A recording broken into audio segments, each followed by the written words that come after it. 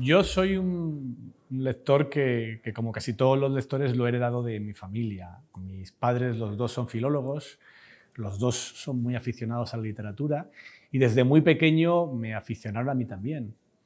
Y creo que gracias a ellos, pues también yo ahora me dedico a inculcar este mismo vicio en mis hijos y en intentar encontrar con ellos la misma escalera que tuve yo de pequeño, esos libros que poco a poco te van pasando de la infancia a la edad adulta y que te sirven para ir aficionándote con la literatura.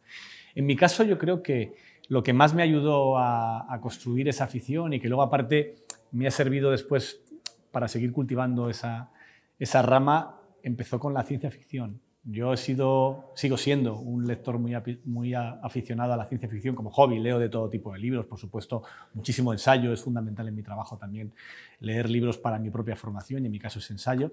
Pero como hobby, como entretenimiento, lo que me llevo los veranos o las vacaciones, cuando quiero limpiar la cabeza y distraerme de lo que suelo leer a lo largo del año, utilizo lo que usaba ya de niño, que es la ciencia ficción, ¿no?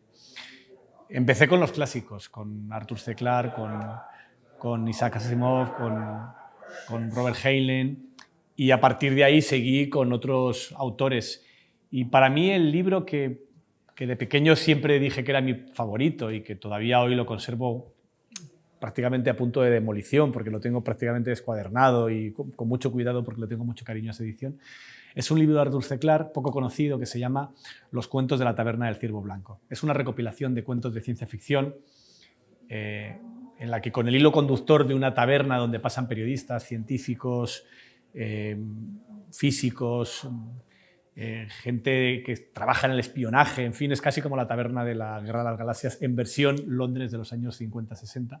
Y a partir de ahí construye un montón de historias, con ese pequeño hilo conductor, construye un montón de historias que a mí de niño me encantaban y que he releído un montón de veces y que todavía hoy sigo recomendando.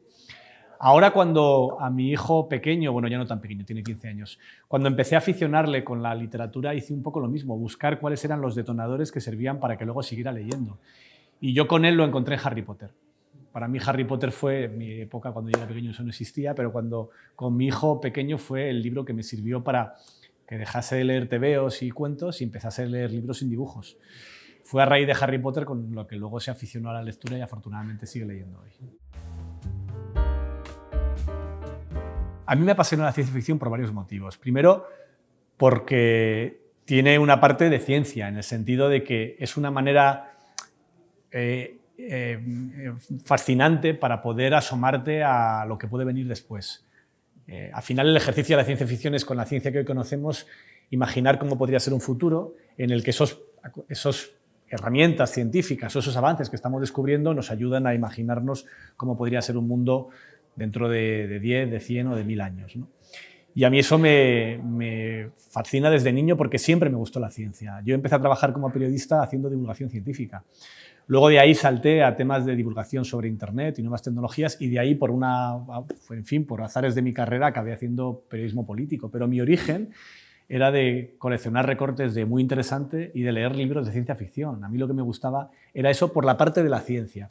Y luego, por la parte de la ficción, es que con las pequeñas reglas que te obliga la ciencia ficción bien hecha, que es no puede haber viajes más rápidos que la velocidad de la luz, tienes que trabajarte bien cómo es el viaje en el tiempo. Pero a partir de esas reglas básicas de te estás sujetando por lo científico, me parece fascinante la capacidad de imaginar mundos distintos que te da la ciencia ficción, ¿no? Cómo puede construir catedrales enormes, sociedades inimaginables en las que no puedes parar de mirar e imaginarte cómo sería el mundo si esa hipótesis de partida se hiciera realidad.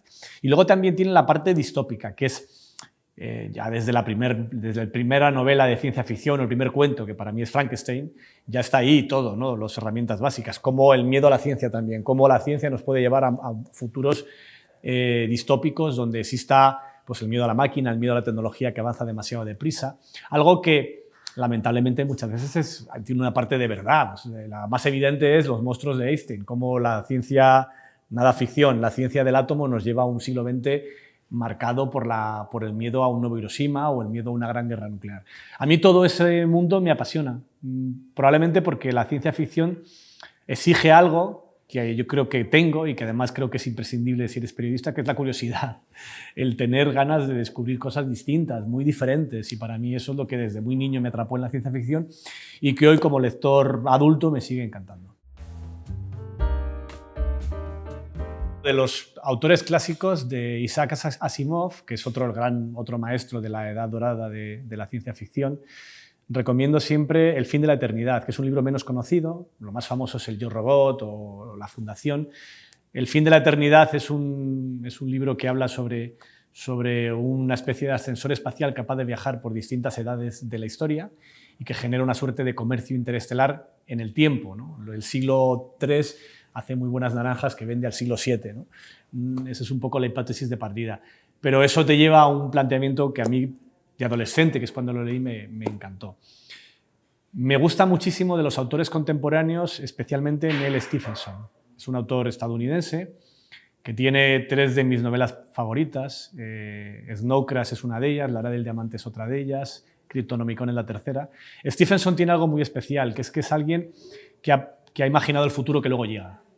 Snow Crash es una novela de los años 80-90, donde habla del metaverso, pero el metaverso de hoy. De hecho, Second Life y luego el metaverso en el cual está trabajando la gente con esto de las gafas y tal, todo esto está en esa novela, todo, absolutamente todo. Y tiene una segunda novela que es Cryptonomicon, donde salen las bases del Bitcoin. Nace ahí. Tú te lees Cryptonomicon y la trama va de cómo se crea una novela que rompe con el patrón oro por medio de criptografía. Una moneda que rompe el patrón oro por medio de la criptografía, es decir, el Bitcoin. Un escritor de ciencia ficción que ha sido capaz de imaginar algo tan rompedor como el Bitcoin o como el metaverso, pues te da la talla del personaje, ¿no? Las novelas además son estupendas, son excepcionales y de las 3 yo recomiendo empezar en función de tu edad. Si eres un adolescente, empieza por Snow Crash, aunque la disfrutarás igual con 48 años que tengo yo hoy. Y si te gusta la historia, empieza con Cryptonomicon, que es una maravilla también. Pero él es una especie de Julio Verne, en el fondo, ¿no? Habla de cosas que luego el tiempo convierte en realidad.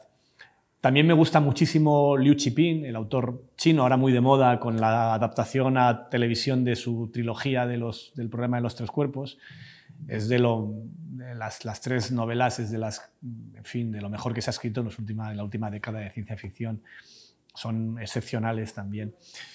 Me gusta mucho también Ursula K. Le Guin, aunque ella tiene una parte de fantasías, El mago de Terramar tiene una parte de ciencia ficción.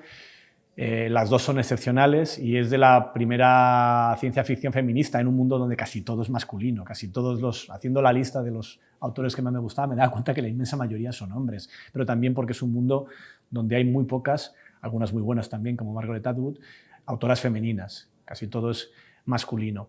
Y luego, ¿qué más? Así de las novelas de ciencia ficción, por supuesto Borges, que en el fondo es un poco... Pasas de La taberna del ciervo blanco cuando tienes en mi caso 12 años, 11 años tenía entonces cuando leía a C. Clarke por primera vez, a cuando tienes ya 20 años te llegas a la LEP y es lo mismo, son cuentos que te rompen la cabeza porque te permiten imaginar mundos increíbles, ¿no? En su caso hay quien discute si es ciencia ficción, si es realismo mágico, si es fantasía, pero desde luego yo a Borges en algunas de sus obras sí lo catalogaría como ciencia ficción, porque desde luego hay algunas cosas que juegan con elementos científicos, aunque sea para crear mundos increíbles, ¿no? Y no sé cuál más te podría recomendar de los libros de ciencia ficción que más me han marcado. Otro ideal para esa misión en que luego me ocupé de intentar que mis hijos lean. Otro libro fantástico para que un niño lea y que a mí cuando era adolescente me enganchó muchísimo es El juego de Ender, de Orson Scott Card. También tiene una adaptación cinematográfica, aunque es bastante mejor el libro. Y desde luego es maravilloso. A mi hijo mayor, que se enganchó con Harry Potter, después siguió con Orson Scott Card y luego con una novela mucho más moderna que es Ready Player One y que es un poco continuación natural de las otras 2. Y un último autor que sí que recomiendo de ciencia ficción y que es mucho menos conocido, aunque tiene muchísimos premios Hugo, Nebula, que son los grandes premios de ciencia ficción estadounidenses, es Alfred Bester. Tiene muy pocos libros traducidos al español, la mayoría están traducidos en los años 60-70 en las colecciones de Bruguera de literatura pulp, aunque para mí es mucho más que eso. 2 novelas excepcionales, El hombre demolido y sobre todo Las estrellas de mi destino, que tiene distintos títulos en español, en alguna traducción es Tiger Tiger, el más bonito es Las estrellas de mi destino, que es precioso el título, y que tiene este gusto de la novela de ciencia ficción de los años 50, ¿no? donde todo parecían naves espaciales, coches voladores, pero donde también te hablan mucho, como pasa también con las novelas de Heinlein, de cómo es la época en la que está contado todo esto, con la amenaza de la Guerra Fría encima de todo el mundo, la amenaza nuclear, las consecuencias de eso que parecía ciencia ficción y que se convirtió en ciencia y en realidad y en geopolítica, que es la bomba atómica, para mí es excepcional.